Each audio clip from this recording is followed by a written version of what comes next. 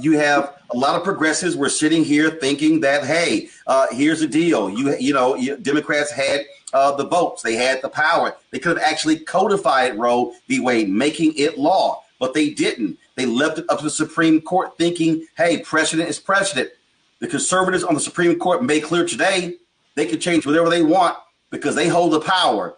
The 9 most powerful people in America, 5 of them showed it today. So, Roland, first of all, thank you for covering this issue. As you can see, I'm not in the best place for this interview or this conversation, but it's all good and so important that I was going to call in from wherever I was. I just left a group of people that have rallied at Union Station in D.C. I was at the Supreme Court earlier today with other members of Congress because this is a critical issue right now. And I think people are just realizing how critical it is. And all of the things that we said could happen are happening right now. And so what we do know is that the House of Representatives has passed the Women's Health Protection Act, and it sits in the Senate. So there is a vehicle, there is policy that could codify Roe v. Wade this week if we had the political will of the United States Senate to get it done. We know that we don't have the 60 votes in the Senate to get this passed. And so what that tells me is that we're going back to the ballot box in November, and we're going to make sure that we get people that not only support our right to bodily autonomy and make personal private medical decisions, but this is also linked to voting rights. If we can't have free and fair access to the ballot, it impedes my right to reproductive freedom and reproductive justice.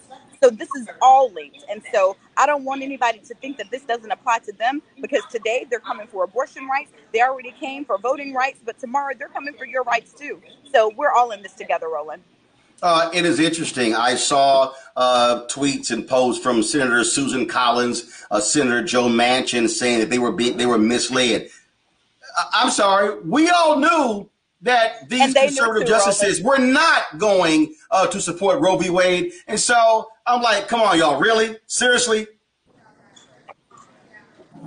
They knew. And someone asked me a few weeks ago, like, what do I say about when these people applying to be justices to the Supreme Court sit in Senate Judiciary and they say things that, don't follow up with what I'm like, let's just call it what it is. They lied. They sat there in front of the Senate Judiciary Committee and they lied about where they were on Roe v. Wade. But advocates tried to tell them. People on the ground told the senators where people stood on Roe v. Wade, and they didn't want to listen to us. They wanted to live in this fantasy land that everybody is telling them the truth that comes before them on that Judiciary Committee. And now we see what we've gotten. But you know what? We have the opportunity. The last say does not lie with the Supreme Court. It doesn't lie with the United States Senate. It lies with the people on the ground, the voters on the ground. And so this morning I woke up, I was upset, I was pissed. But Roland, now I'm motivated. I'm motivated to keep organizing, to keep marching, and I'm motivated to make sure that we get people elected to office that are going to stand up for my rights. I know you got to catch a flight. I got to ask you this question here. I saw all these people outside of the Supreme Court. They were joined by members of Congress. And this is what I said. And let me be real clear. There were a lot of white people who were out there. There were a lot of white women. And I got to go ahead and say it. I said this. When black people were out in front of that Supreme Court, for the People Act, for the John Lewis Act, a lot of those white folks were not out there. And I kept saying, hey, where y'all at? George Floyd Justice Act. Black folks were protesting, getting arrested in the Senate. And I kept saying, hey, white women, hey, white progressives, where y'all at? And this is a perfect example. Black people, we don't leave the battlefield. We haven't left the battlefield. We can't afford to leave the battlefield. And I think now these white Democrats and white progressives are now realizing y'all can't go home and think everything is all well. Black folks been trying to tell y'all. That's why we use the hashtag, we tried to tell you.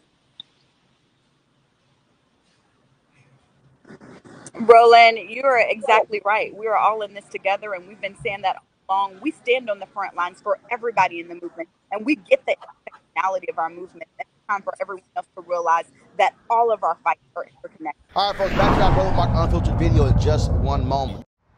How about sushi? I just had sushi for lunch yesterday.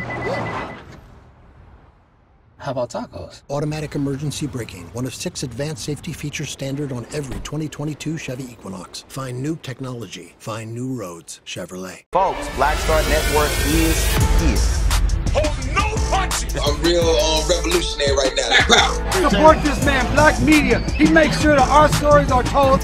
Thank you for being the voice of Black America, Roland. Stay black. I love y'all. All momentum we have now, we have to keep this going. The video looks phenomenal. See, there's a difference between Black Star Network and Black-owned media and something like CNN. You can't be Black-owned media and be scared. It's time to be smart. Bring your eyeballs home.